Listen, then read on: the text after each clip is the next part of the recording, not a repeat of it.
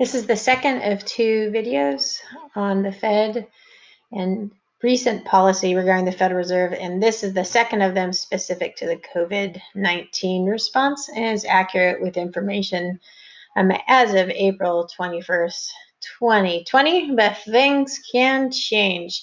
If you haven't watched the instructional videos that came prior to these two videos, please make sure you do so before you watch the rest of this one. So to start this video, I want you to imagine for a moment that you're Mary Daly, president of San Francisco Federal Reserve District Bank. Now, Mary Daly's name may sound familiar to you. She, for those of you who did a career research paper and listened to the podcast at the beginning, she was one of the individuals that shared her experiences where she dropped out of school, and now she has a PhD in economics and is president of the San Francisco Federal Reserve District Bank of the 12th district and considered perhaps the most powerful district in the United States. So pretend for a moment we're Mary Daly, and back in December, you attended the Federal Open Market Committee meeting to discuss the economy and keeping in mind the Federal Reserve's dual mandate. So my question to you is, what is the Federal Reserve's dual mandate? Maybe pause this video and see if you can recall it. Hint, hint, wink, wink, nudge, nudge. It might be a good question to know the answer to. And when you think you have the answer, go ahead and continue to play this, and I'll give you the answer. Okay, so the answer to question number one is the dual mandate is to maximize employment, which means that all Americans that want to work are gainfully employed. And two, they want stable prices for goods and services we all purchase, along with the responsibilities to promote the stability of the financial system. So the Federal Reserve, when it was founded in 1913, looked at money as the lifeblood of the economy. And so we needed this organization to ensure the lifeblood of the economy would continue to function and flow smoothly as needed. So with this dual mandate, back in December of 2019, when the economists representing the FOMC evaluated the long-term economic projections for unemployment, it ranged between 3.5 and 4.5% and had a median value of 4.1%. So looking at 4.1 or between that range of 3.5 to 4.5 is a target goal for the Federal Reserve.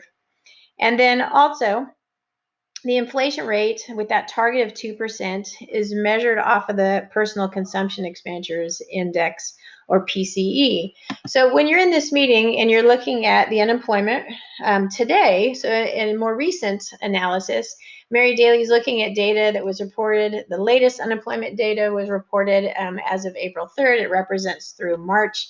And you can see that there's an uptick here in unemployment to 4.4%. So that's still within the targeted range. But she's likely also has a COMES giving her information, and this is specific for California, initial unemployment claims.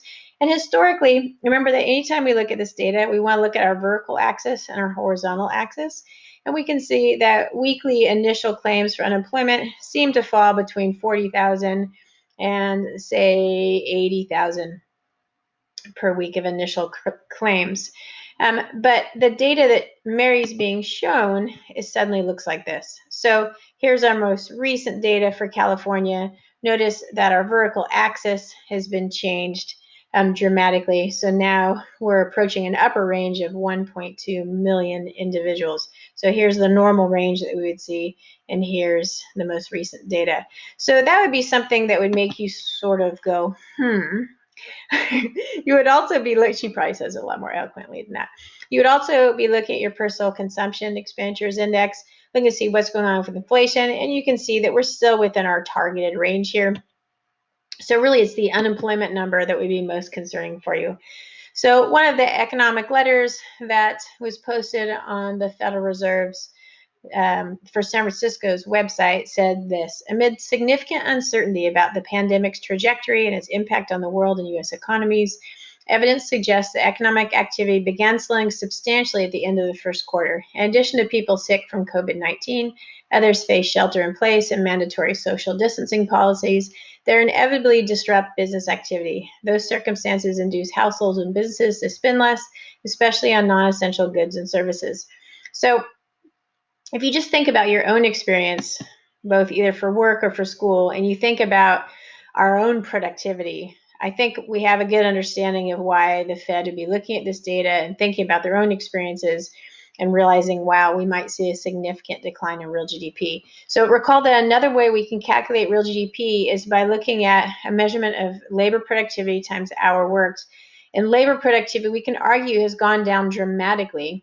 When you're working from a home environment, you don't tend to be as productive. If you have tech issues, you don't tend to be as productive. Childcare issues, etc., would naturally decrease labor productivity. And if there's not as much demand, particularly if you're not viewed as an essential service, the number of hours worked drops dramatically as well. So there's a lot of evidence building that says, hey, there's a problem in the economy and the Fed needs to do something about it. So what have the actions been by the Fed? So we talked in the last video about the federal funds rate target. And so that has now been set to 0 to 0.25 or 1/4%. So our interest on excess reserves is now paying 1/4%. And our interest on repurchase agreement is set to 0%. So, excuse me, I should say reverse repurchase agreement or reverse repos is set at 0%. So in other words, we've gone down as low as we can go. Now, I've included in the to-do list for this week for you to also watch a short video on why the United States should not go into negative interest rates. Other central banks around the world have gone into the negative range, but the argument is made that they can get away with that because we have not gone to below 0%. So without getting into too much detail about that right now, I just want to, as economic thoughts are today, is that 0 is the lowest we can go in the United States with interest rates. So we are at our lowest limit with monetary policy by setting the federal funds rate target at 0. The other thing, though, that the Fed is doing is creating lending facilities estimated at approximately $2.3 trillion. This is only allowed by law under emergency economic situations. So that law set by Congress, and it requires consent of the Treasury Secretary. So the things that you see here are not things that the Fed can just haphazardly create. It's something that's very much controlled by Congress and the Treasury Secretary only while the economic emergency is here. They also did similar lending facilities during the Great Recession, 2008, 2009, in the attempt to stabilize the economy as well. So both this first bullet point and the second is all about increasing this money supply to try to get as much money out in the economy as needed to stabilize it and to get the economy in place where when we do start to come out of the risky time for COVID-19, we can rebound as quickly and as robustly as possible. So I wanted to speak a bit to these additional lending facilities. I am not going to test you on the nuances of each of these things. I do expect you to have some understanding of who the Fed is targeting with these different lending facilities, and I have underlined those things in each of the next few slides. So the Paycheck Protection Program, or PPP, I spoke to under fiscal policy. It was put in place by Congress, and now it's administered by the Federal Reserve. And so recall that that's loans that are forgiven to small businesses of around $400 billion. Another part of what the Fed's doing to help small and mid-sized businesses is a purchase of up to $600 billion in loans through something called the Main Street Lending Program. So I'm going to speak to this Main Street Lending Program in the next slide and go ahead and skip forward to there. So small and medium-sized businesses, first of all, how do you know if you're a small or medium-sized business? According to the Fed, this means that you can employ up to 10,000 workers or have revenues of less than $2.5 billion. So if you qualify under that, you can take out a loan for up to 4 years with principal and interest payments deferred for the first year. Firms using the Main Street loans have to commit to making reasonable efforts to maintain their payroll and retain workers. they cannot, or they're very limited in terms of compensation that can be given, any kind of stock repurchasing or any kind of dividend payments. And this is in response to how some of the firms that were bailed out during the Great Recession gave huge bonuses to CEOs and whatnot. They don't want to see this happen again under this particular crisis. Firms that took out loans under the Payment Protection Program can also take out Main Street loans as well. They can also, it can be a brand new loan that's created, or it can add to loans that are already existing. Each bank that originates a loan has to maintain 5% of the risk of the loan.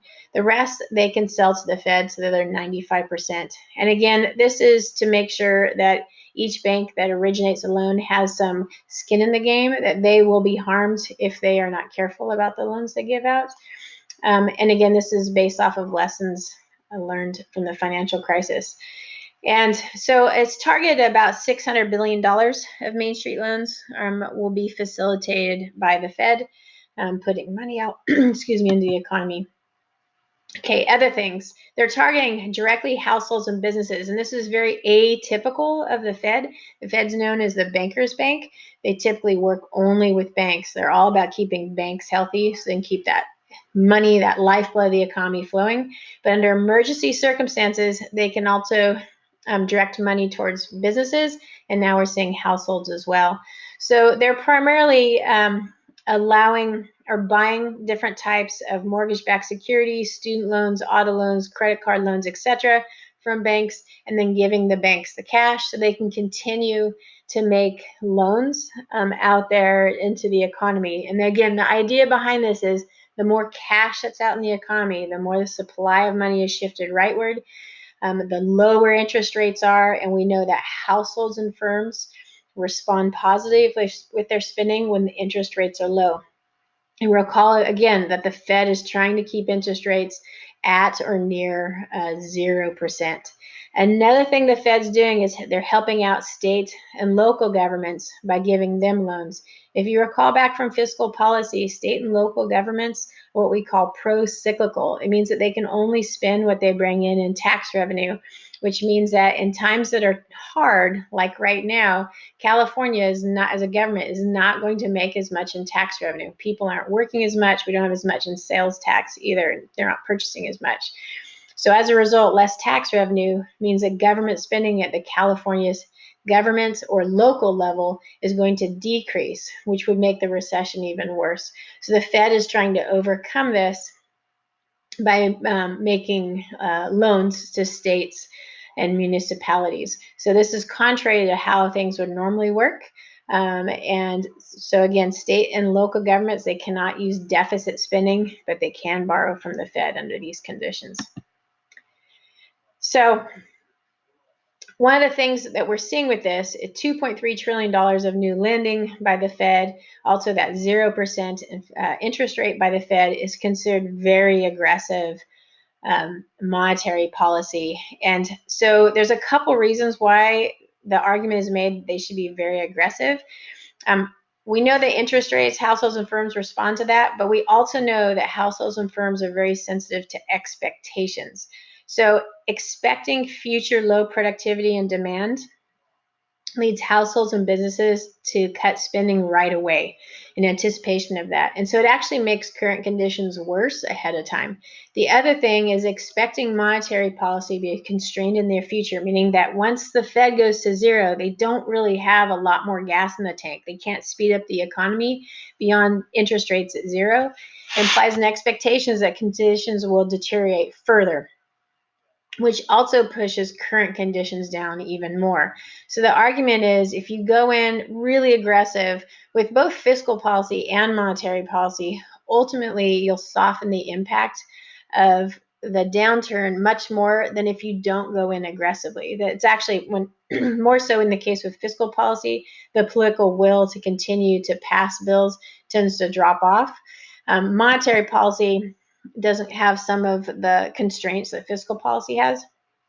But here's two projections at the Federal Reserve Bank in San Francisco looking at if the Fed has an aggressive monetary policy response versus a slow monetary response. So you can see this blue line here. This is looking at unemployment. Remember the dual mandate is unemployment and inflation. And so that unemployment rate, we want to keep it about 4%.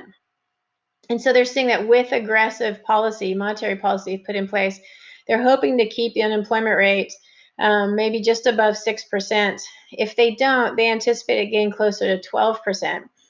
With inflation, if they use these policies, they think that we might see a dip down as low as 1% inflation, perhaps go up to 2%. Remember, that's our target. But if we don't have a aggressive response, they anticipate deflation, which is much more difficult for the central bank to control than inflation is. So a few last notes on monetary policy. Several years ago, I did a fellowship, a one-year teaching fellowship with the Federal Reserve Bank in San Francisco. So I do have a bit of a bias towards the Fed based upon really a rather extraordinary experience with them. They're very transparent. My impression is they're very measured in the tools they use and very forthright about the tools and why they want to use them. There's amazing instructional videos and information on all their websites of each of the individual district feds, and also the Federal Reserve Bank in Washington, D.C., where the FOMC meets. Also, another thing I want to point out about monetary policy is the timing lags that we've learned about are much less with monetary policy than fiscal policy. So the response can be really quick to new information that comes out. So the Fed is constantly will be monitoring what's happening with spending and unemployment, et cetera, and they can make adjustments as they go along, either to increase some of the policies that they're using or also to start backing off of them once the economy gets healthier. A third thing about monetary policy is the Federal Open Market Committee, you are not up for re-election. The only member that President Trump has any say over is the reappointment of the chairman of the Federal Reserve, who's Jay Powell right now. So when you're a member of the Board of Governors, you serve one 14-year term. There are a few exceptions to this where you can serve slightly longer if you're finishing someone else's term, but you serve one 14-year term. You cannot be reappointed to those positions. And the idea behind this is you're insulated from politics. So you cannot be fired by President Trump. The reason why they do this is they want the central bank to do what's best for the economy, not what gets them reelected. So you don't see, as I'm not saying you aren't influenced at all by the political will of the economy, but you are much less so than you would be if you're going up for reelection in Congress. One of the biggest concerns about monetary policy is the fear that it will cause inflation. So individuals who are big in investing in gold and silver, they're called gold bugs, may look at this situation and may look at this huge increase in monetary stimulus and say, hey, we're going to experience hyperinflation. Excuse me. But this was also a concern during the Great Recession. I don't know that it won't happen. The Fed is very much focused on the near term right now. To put things in place so that once we do start coming out of the recession, we can come out as quickly and robustly as possible, as I mentioned before. But the inflation issue was also a concern during the Great Recession. It didn't happen. And in fact, overall, inflation worldwide has been below that 2% target for it. And the concern is more about deflation. The problem with deflation is that as prices decline, people wait to make their big purchases. Then businesses don't make as much money, so they start laying people off, and those people have been laid off. They can't afford those big purchases, and so the economy starts to contract and contract as prices drop. And it's very difficult to get a deflationary spiral. So inflation, on the other hand, is viewed as a much easier thing to control by the Fed. So they would much rather have the economy in a more inflationary environment than a deflationary environment. So in terms of what I'm looking at now, I don't see that, but I'm not a research economist on inflation. It'll be an interesting thing to watch. But I wouldn't just jump on board to say for sure we're going to experience inflation, because the past history doesn't show that that has happened before. So that's a brief glimpse into what's happening with monetary policy. It really is a tricky thing to know what to teach because there's so much information out there. I don't want to overload you, but I would just encourage you to reflect back on the ag expenditures model, what we know about the influences on aggregate expenditures model in terms of consumption function, investment function. And now with these new tools, we're even trying to shift the government purchases function up as well in order to create expansionary monetary policy and get us out of this contractionary environment. If you have any questions, please email me. Have a wonderful week ahead. And I look forward to reading your next discussions.